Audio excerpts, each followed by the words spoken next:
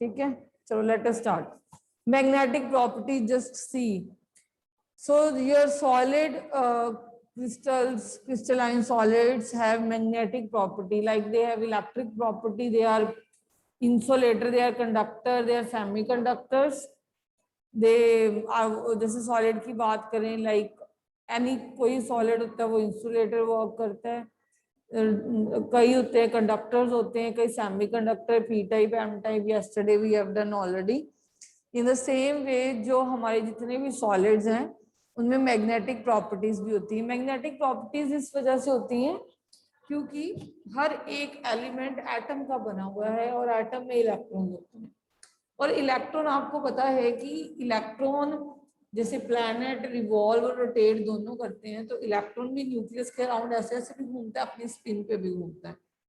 अब प्लैनेट तो चार्ज नहीं होते मगर ये चार्ज स्पीशीज हैं। इलेक्ट्रॉन जो होते हैं बेटे दे आर चार्ज स्पीशीज। जब वो अपनी एक्सिस पे रोटेट करते हैं तो उनकी एक मैग्नेटिक फील्ड जनरेट हो जाती है, अपनी मैग्नेटिक फील्ड। ठीक है, जब कोई चार्ज स्पीशीज घूमेगी तो अपनी एक मैग्नेटिक फील्ड क्रिएट हो जाती है। अब जब आप एक्सटर्नल मैग्नेटिक फील्ड लगाते हो, बाहर से कोई फील्ड लगाते हो, तो या तो वो फील्ड की तरफ अट्रैक्ट होंगे, एक्सटर्नल मैग्नेटिक फील्ड की तरफ, अगर उनमें मैग्नेटिक फील्ड होगी तो। अगर उनके अंदर मैग्नेटिक फील्ड नहीं होगी तो उसको रिपेल भी कर सकते हैं। ठीक है, तो आप पहले ये कंसेप्ट समझो कि इन सॉलिड्स में, जो सॉलिड्स में मैग्नेटिक प्रॉपर्टीज होती हैं किस वजह से होती हैं। अगेन आई एम रिपीटिंग, क्योंकि हमें पता है बेटे इलेक्ट्रॉन की क्लॉकवाइज या एंटी क्लॉकवाइज स्पिन होती है, हमें क्वांटम ने बता दी है, स्पिन क्वांटम नंबर ने, कि ये रोटेट करता है। मगर हमें ये भी पता है कि इलेक्ट्रॉन एक चार्ज स्पीशीज है। जब एक चार्ज स्पीशीज रोटेट करेगी, जब वो रोटेट कर रही होती है तो अपनी एक मैग्नेटिक फील्ड जनरेट होती है। ठीक है, अब वो या तो अब रिपेल कब करेगी, अट्रैक्ट कब करेगी, उसकी बेसिस में let us see this chart. We have divided magnetic substance this solid into the various magnetic property they will be holding. That is, they can be diamagnetic, paramagnetic, ferromagnetic, antiferromagnetic and ferrimagnetic. सबसे पहले आ जाओ बेटे, diamagnetic solids कौन से होते हैं। Diamagnetic solids होते हैं which are weakly repelled by external magnetic field. ठीक है, दे आर रिपेल्ड। क्यों रिपेल्ड हो जाते हैं? क्योंकि इनके जो इलेक्ट्रॉन है बेटे पेयर्ड अप होते हैं। जितने भी इलेक्ट्रॉन में अगर प्रेजेंट होंगे तो पेयर होंगे, means positive half spin negative half को कैंसल आउट करेगी। अगर एक इलेक्ट्रॉन क्लॉकवाइज घूम रहा होगा तो दूसरा इलेक्ट्रॉन एंटी क्लॉकवाइज घूम रहा होगा, तो उनकी इंटरनल फील्ड है वो एक दूसरे को कैंसल आउट कर देगी। जब उनमें खुद में कुछ मैग्नेटिक फील्ड नहीं बची तो एक्सटर्नल जब मैग्नेटिक फील्ड लगती है तो they are repelled by it. ठीक है, तो these solids have electron having paired spin. Okay, they are having paired spin. तो मैग्नेटिक जो मूवमेंट, जो एक इलेक्ट्रॉन की मैग्नेटिक मूवमेंट है, it will be cancel out with other. अगर इसकी मैग्नेटिक मूवमेंट आएगी तो it will be cancelled out by this. अगर इसकी मैग्नेटिक मूवमेंट होगी तो इससे कैंसल आउट हो जाएगी, इसकी होगी और इसकी कैंसल आउट हो जाएगी, तो ये मैग्नेट की तरफ अट्रैक्ट नहीं होंगी। Okay, now come to paramagnetic. और ये मैंने आपको questions if you remember chemical bonding में भी करवाए थे। जैसे पेयरिंग का क्वेश्चन आए तो आपने डायामैग्नेटिक बोलना है, जैसे अन पेयर्ड आए तो पैरामैग्नेटिक बोलते हैं। अगेन पैरामैग्नेटिक क्या है बेटे? पैरामैग्नेटिक वो सॉलिड है which are attracted by the external magnetic field. ठीक है, they are extracted by the external magnetic field. Why they are attracted by the external magnetic field? Because they have unpaired electron. जब बाहर से field लगती है, बाहर से field लगती है तो वो अट्रैक्ट हो जाते हैं। ठीक है, ओके, जिनके पास अनपेयर्ड इलेक्ट्रॉन हो, जैसे हम O2 की बात करते थे, ऑक्सीजन है ना, ऑक्सीजन को हम पैरामैग्नेटिक कहते थे। ऑक्सीजन को हम पैरामैग्नेटिक बोलते थे क्योंकि हम एंटी बॉन्डिंग में उसके देखते थे कि अनपेयर्ड इलेक्ट्रॉन है।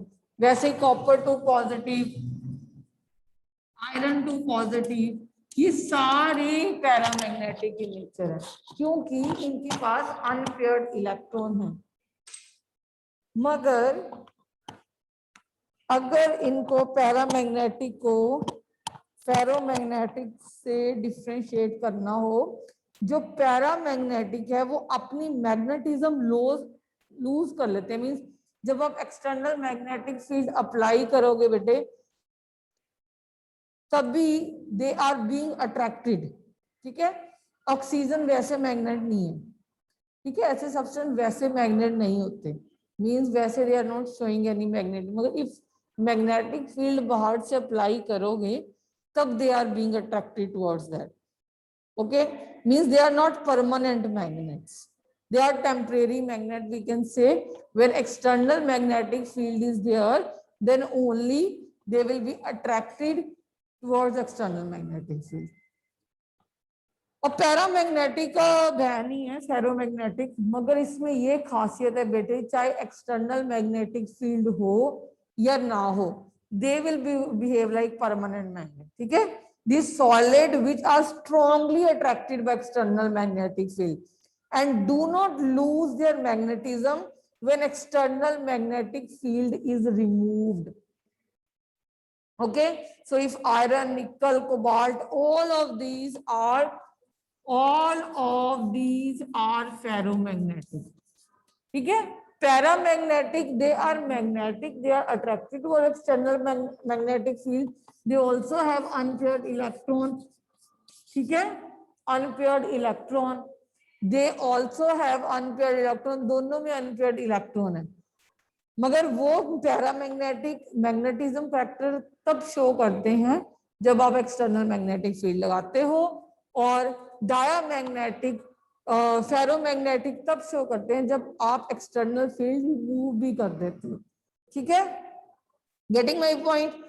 सो अब अच्छा, मैंने आपको बताया, स्टार्टिंग में ही मैंने बता दिया बेटे, कोई भी सब्सटेंस मैग्नेटिक प्रॉपर्टी किस लिए शो करता है, क्योंकि इनमें अनपेयर्ड इलेक्ट्रॉन होने जरूरी हैं। उन अनपेयर्ड इलेक्ट्रॉन के कारण क्या होती है, जब वो घूमता है तो अपनी मैग्नेटिक फील्ड जनरेट करवाता है। तो इन जहां पे ये सब्सटेंस में छोटे छोटे रीजन्स बनते हैं उन्हें कहते हैं डोमेन्स। ठीक है, ये एक एक इलेक्ट्रॉन अलग अलग डोमेन बनता जाता है। ठीक है, in the solid state metal ion of this substance are grouped together in a small region called domain, and each domain act as tiny magnet having a definite magnetic movement. ठीक है, तो इसमें एक अलाइनमेंट हो जाती है same direction पे। तो एक मेटल आयन में एक अगर मैं आपको ऐसे समझाऊं, एक अगर क्रिस्टल है तो उसमें एक तो मेटल आयन नहीं है ना बेटे, बहुत सारे मेटल्स आयन है, तो ऐसे बहुत सारे डोमेन्स बन जाएंगे, इसमें बहुत सारे अनपेयर्ड इलेक्ट्रॉन होंगे। ठीक है, बहुत सारे अनपेयर्ड इलेक्ट्रॉन होंगे। एक क्रिस्टल में एक ही मेटल आयन नहीं होता है ना, एक क्रिस्टल में हमने कर लिया कि बहुत ज्यादा मेटल आयन होते हैं, तो हर एक मेटल आयन का अपना एक डोमेन बन जाएगा। ठीक है, metal ion of these substances are grouped together in small region called domain, and each domain act as a tiny magnet. अब आ जाओ एंटी फेरोमैग्नेट। अब एंटी फेरोमैग्नेटिक क्या है? एंटी फेरोमैग्नेट हमें लगता है कि वो फेरोमैग्नेट की तरह बिहेव करेंगे, मतलब they will be attracted toward the magnetic field, मगर ऐसा नहीं होता। मतलब हमें एक्सपेक्टेशन होती है, क्योंकि हमें देखने से ऐसे लगता है कि उनके पास बेटे अनपेयर्ड इलेक्ट्रॉन है, they will be attracted towards external magnetic field, मगर ऐसा नहीं होता, क्योंकि जब जो उनकी डोमेन है वो अपने आप को पेयर अप कर लेती है, मतलब देखने से ऐसे अनपेयर्ड पड़े, एक्चुअली होता क्या है बेटे, इलेक्ट्रॉन इधर घूम रहा है, इधर घूम रहा है, इधर घूम रहा है, एक एक पड़ा है, तो हमें ऐसे लग रहा है कि ये अनपेयर्ड पड़े हैं, ठीक है, ये ऐसे रेंज है। जैसे ही मैग्नेटिक फील्ड आपने अप्लाई करी, वो अपने आप को सीधा सीधा अरेंज किया, मगर अरेंज करने वक्त ये पेयर्ड होगी, मींस एक ही स्पिन प्लस हाफ होगी और एक ही माइनस हाफ होगी। ठीक है, तो anti ferromagnetic solid which are expected to be paramagnetic or ferromagnetism on the basis of unpaired electron but actually have zero net magnetic movement। ठीक है, जीरो, क्योंकि जो इनके डोमेन्स हैं they will become paired up, तो plus half जो है बेटे माइनस हाफ से कैंसल आउट हो जाएगा, plus half will be cancelled with the minus half. अब आज जो फेरी देखो, ये सारे मैग्नेटिज्म शो करते हैं, इसको करना चाहिए था, ये नहीं, एंटी हो गया। ठीक है, पैरा जो है एक्सटर्नल मैग्नेटिक फील्ड रिमूव करोगे तो मैग्नेटिज्म नहीं दिखाएगा, para will not show, ferro will show even in the external magnetic field.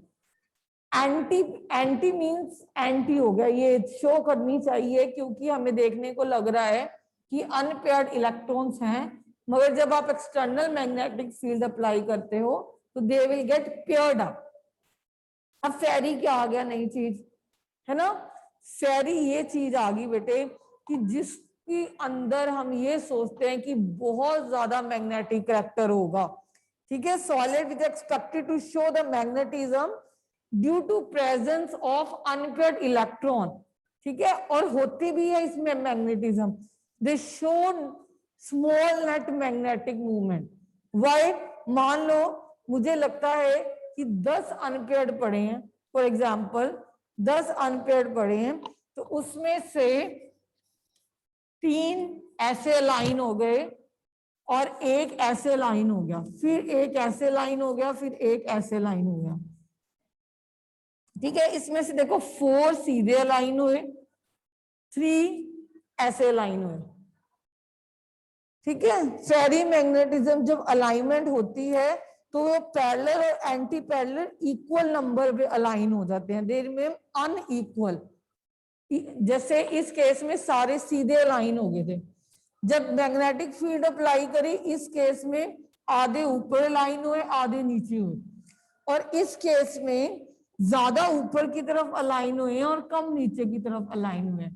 तो इससे क्या हो गया, जितनी एक्सपेक्टेड थी उतनी तो नहीं दिखाई मगर दिखाई।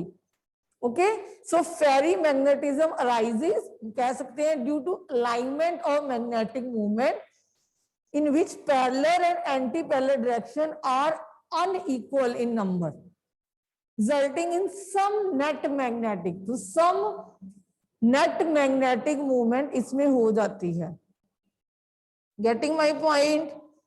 ठीक है, अब वेरी इंपॉर्टेंट क्वेश्चन जो पूछा जाता है बेटे, one is curies temperature, very important, curies temperature. Now what is Curie's temperature? ठीक है, these ferro and ferry both, these ferro and anti-ferro both, or can change into paramagnetic, ये paramagnetic substance में change हो जाते हैं। ठीक है, at a particular temperature, that is called Curie's temperature। ये होता क्यों है, क्योंकि अगेन जब आप किसी चीज को हीट करते हो तो ये जितनी भी स्पिन्स होती हैं फिर से रैंडम हो जाती हैं, जो स्ट्रेट अलाइंड होती हैं वो फिर से रैंडम हो जाती हैं। ठीक है, this spin become randomization of this spin on heating. ठीक, for example ferrimagnetic substance like Fe3O4, ठीक है, फेरी Fe3O4 at 870 Kelvin, at 870 Kelvin बेटे become ferro at, फेरी जो है वो क्या बन जाता है, फेरो, क्योंकि दोबारा रैंडमाइजेशन हो जाती है। This is topic is magnetic properties. मैं फिर से रिपीट कर रही हूँ बेटे, सॉलिड्स हमें पता है, crystalline solid magnetic property show करते हैं। इनकी वजह क्या है, इनकी वजह इलेक्ट्रॉन है। इलेक्ट्रॉन कैसी वजह बनते हैं? Because electron are rotating on their axis, they have spin, they are rotating clockwise and anti-clockwise. When a charged species is rotating clockwise or anti-clockwise, it will generate its own magnetic field, okay, and it will attract it towards the external magnetic field. In the diamagnetic substance, these electrons get paired up. When these electrons get paired up, the internal magnetic movement will be cancelled out. When this internal magnetic movement will be cancelled out, it will not attracted by any kind of magnetic field. They will be repelled. Okay. Paramagnetic substance, they have unpaired electron, so they are attracted towards the external magnetic field, but they behave they show the magnetism till there is any external magnetic field. And ferro will show magnetic behavior after removal of the magnetic field also. Okay, anti-ferro, it seems to be ferro because they have unpaired electron, but there is not proper alignment. They get paired up when there is external magnetic field. So these are also repelled by, we can say, magnetic field. And ferri seems to be having high magnetic field movement, but when they get aligned up, so they are aligned in unequal manner, so they are known as ferri. So these are the magnetic properties, but again, this is also asked for the 1 mark. Now I am taking electrical properties, class plus 2A. You will not be aware of, as we have already done semiconductors, but we will continue the next lecture. Just pen down then utni der.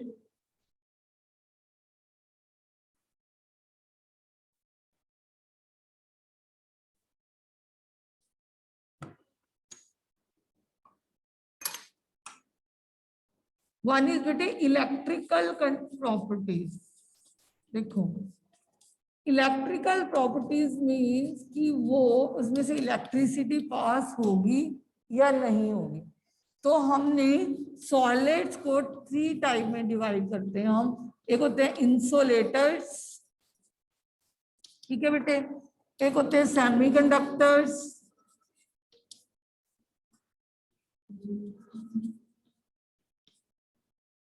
और एक होते हैं conductors. ठीक है, electric property के हिसाब से हम इनको इसमें डिवाइड करते हैं. Insulator, then there are semiconductors, and then there are conductor. ठीक है बेटे, जिनकी रेंज तो 1 रेज टू द पावर 20 से लेके 1 रेज टू द पावर -10 तक कंडक्टिविटी आती है, उनको हम लगाते हैं इंसुलेटर्स में. ठीक है, जिनकी 10 रेज टू द पावर 4 तक चली जाती है, उनको लगा देते हैं हम सेमीकंडक्टर्स में. ठीक, और जिनकी range 10 raise to the power 7 तक चली जाती है, उनको लगा देते हैं हम कंडक्टर्स में.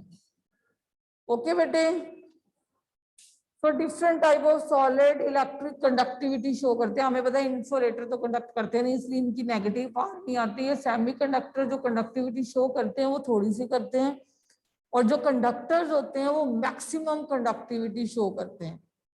अब ऐसा होता क्यों है, ये एक्सप्लेन किया जाता है बेटे with the help of band theory.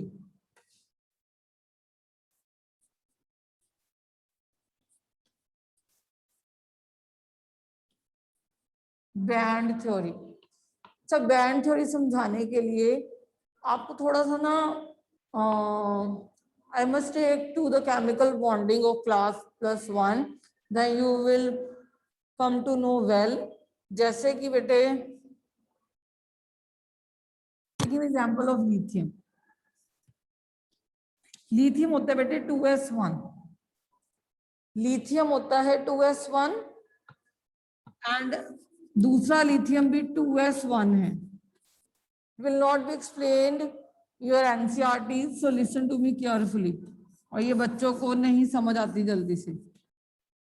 अब इसकी जो बॉन्डिंग है सिग्मा 2s2 फील्ड है और एंटी बॉन्डिंग ये एम्प्टी है ना बेटे, एंटी बॉन्डिंग इज एम्प्टी। अब हो गया, मैंने 2 लिथियम लिए। अब मैंने एक मेरे पास लिथियम का मान लो ब्लॉक है, उसमें 2 लिथियम तो नहीं है, is not having 2 atoms of lithium, it is having n number of atoms of lithium. हम ये कह सकते कि 2 एटम्स हमेशा कंबाइन होते हैं, हमें पता है कि n number of lithium atoms होते हैं, ठीक है, n नंबर ऑफ लिथियम। अब जब n number of lithium atom combine होंगे तो आपके पास कितने बॉन्डिंग 2s फिल्ड हो जाएंगे, है ना, कितने बॉन्डिंग 2s फिल हो जाएंगे। अगर मैं n नंबर बोल लूं तो बहुत सारे फिल हो जाएंगे, बहुत सारे। तो यहाँ पे 2s2 2s2 2s2 बहुत सारे फिल हो जाएंगे, और जो एंटी बॉन्डिंग 2s है वो खाली रह जाएंगे, और बहुत सारे खाली रह जाएंगे, ठीक है। अब क्या होता है, जो फील्ड ऑर्बिटल्स हैं, जो फील्ड ऑर्बिटल्स हैं बेटे, वो कलेक्टिवली एक जगह पे इकट्ठे होके एक बैंड बना लेते हैं। जो वैलेंस शेल के इलेक्ट्रॉन हैं इकट्ठे होके एक बैंड बना लेते हैं, ठीक है। और एक जो अनफील्ड हैं वो इकट्ठे होके एक बैंड बना लेते हैं। जो फील्ड है जिसमें इलेक्ट्रॉन हैं उसमें उसको कहा जाता है वैलेंस बैंड,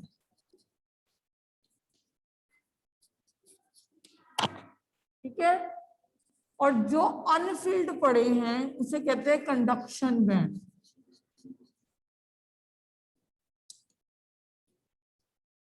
ध्यान से देखो, मेटल में इलेक्ट्रॉन एक से दूसरी जगह जाना है ना, तो कहाँ जाना है, जहाँ खाली जगह होगी वहीं जाना है, तभी इलेक्ट्रिसिटी कंडक्ट होएगी, है ना। तो जो फील्ड स्पेस है उसे कहते हैं वैलेंस बैंड। और जो एम्प्टी स्पेस हो जाती है, क्योंकि हम एमओटी थ्योरी कर चुके हैं बेटे, वैलेंस शेल के इलेक्ट्रॉन ही ओवरलैप नहीं करते, बहुत सारे मॉलिक्यूलर ऑर्बिटल्स बनते हैं, ठीक है। तो एक वैलेंस बैंड होता है और एक क्या होता है बेटे, conduction band. I am audible as light as gone बेटे, audible to you? No thumbs up, no nothing, I am audible, okay. तो जब आप इसको एक्सटर्नल मैग्नेटिक फील्ड अप्लाई करते हो कंडक्टर्स में, पर्टिकुलरली कंडक्टर्स में, इनमें कंडक्शन बैंड और वैलेंस शेल बैंड में बहुत कम गैप होता है, तो इलेक्ट्रॉन इजीली जंप कर जाते हैं वैलेंस बैंड से कंडक्टेंस बैंड की तरफ, ठीक है, तो उनकी कंडक्टिविटी बहुत बढ़ जाती है। तो ये कहते हैं जी energy gap between valence band conductance band is less, ठीक है। क्यों? क्योंकि आप देख सकते हो इन केस ऑफ, मैंने जो डायग्राम बनाई है, यू कैन सी इट, ये ओवरलैपिंग कंडीशन है। तो क्या हो जाएगा, अगर अगर इसमें जो आपकी गैप कम है, देयर इज ओवरलैपिंग, ठीक है, electron can easily flow from the valence band to the conductance band, so hence they have conductivity 10 raised to the power 7, ठीक। अब अगर मैं बात करूं सेमीकंडक्टर्स की, तो सेमीकंडक्टर्स और कंडक्टर्स में ये जो गैप होता है दोनों बैंड्स में वो थोड़ा सा बढ़ जाता है। मान लो ये गैप आ गया, दिस इज अ गैप। जब गैप आ जाएगा तो इलेक्ट्रॉन इजीली जंप नहीं कर पाएंगे, तो कंडक्टिविटी कम हो जाएगी। अब अगर मैं इंसुलेटर की बात करूं तो इंसुलेटर में वैलेंस बैंड और कंडक्टेंस बैंड में बहुत ज्यादा गैप आ जाता है, बहुत ज्यादा गैप आ जाता है बेटे इन दोनों बैंड्स में। तो इलेक्ट्रॉन जंप ही नहीं कर पाते, तो इनकी कंडक्टिविटी क्या हो जाती है बेटे, लीस्ट। ओके बेटे, so again I repeating, according to the electric properties we have divided substance into three types. These are insulators, these are conductors and semiconductors. Insulators don't conduct electricity, they have the value of conductivity that is 10 raised to the power minus 20 to minus 10. Why they don't have the power to conduct electricity? Because there is very much energy gap between valence band and conductance band. Okay, now talking about semiconductor, they have the property of conductivity not as compared to these conductors. These are semiconductors, they are using transistors and all, so their gap is somewhat less and their conductivity is up to 10 raised to the power 4. Now 10 raised to the power 4 to 10 raised to the power 7, the conductivity is of the conductors. Why they are more conducting? Because there is no energy gap between valence band and conductivity band. And thus electron can jump from the filled valence band to the empty conductance band. देखो इसको visualisation में लेके आओ बेटे. I know this concept is difficult to you to understand. बहुत सारे orbital field हैं, बहुत सारे ऑर्बिटल खाली हैं, पूरा ये मेटल का ब्लॉक है, तो ये एम भरे हुए से खाली में ट्रांसफर है, फिर भरे से खाली से, तो ये ऐसे कंडक्टिविटी चलती जाएगी. तभी इलेक्ट्रॉन जंप करके जब आप टर्मिनल्स लगाते हो तो मूव करते हैं. Getting my point? क्योंकि इन्होंने एमओटी के हिसाब से बॉन्ड्स बना के बैठे हैं ये, और एन नंबर बना के बैठे हैं. So any doubt, the chapter is finished, and plus 2b, the remaining portion will do, sorry, A will do in the fifth lecture you are having today. You are completely known about now electric properties and magnetic properties. अब इसके अगर मैं chapter की importance बताऊं, and in the coming week you will be having the test of this chapter, तो आपको first part में से I have already told you crystalline और अमोर्फस में डिफरेंस पता होना चाहिए. इसमें से एनाइसोट्रॉपी प्रॉपर्टी बहुत इंपॉर्टेंट है. देन क्रिस्टलाइन में मेटालिक, कोवलेंट, मॉलिक्यूलर और आयनिक में आपको डिवाइड करने आने चाहिए. Then you should know how many atoms are present in a particular unit cell. ठीक, 1 2 का 4 हमेशा याद रहना चाहिए. ठीक, एक यूनिट सेल में कॉर्नर्स पे 1 का शेयर होता है, फेस सेंटर में 3 का, बॉडी सेंटर में अगर पढ़ा हो तो 1 का.